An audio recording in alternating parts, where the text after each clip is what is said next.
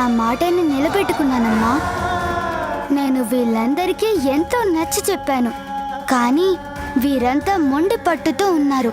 నేను గీసిన రేఖని చూసి దాన్ని దాటి లోపలికి రావాలని ఎన్నో ప్రయత్నాలు చేశారు, కానీ నేను ఎవరినీ లోపలికి రానివ్వలేదు.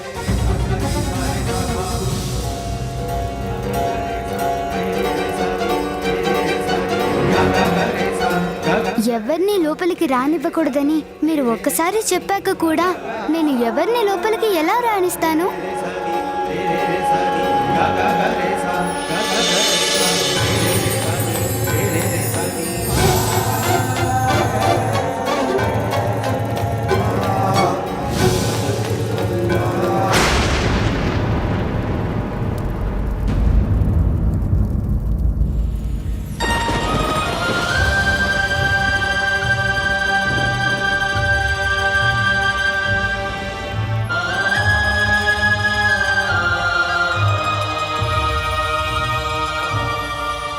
ఎలా అంగీకరించాలి?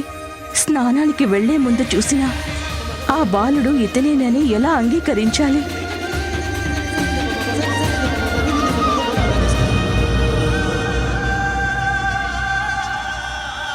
పుత్రా, నీవు ఎవరితో యుద్ధం చేశావో వారంతా నీకు కావలసిన వారే. కానీ నిజం తెలియక నీవు ఎవరిని గుర్తించలేకపోయావు.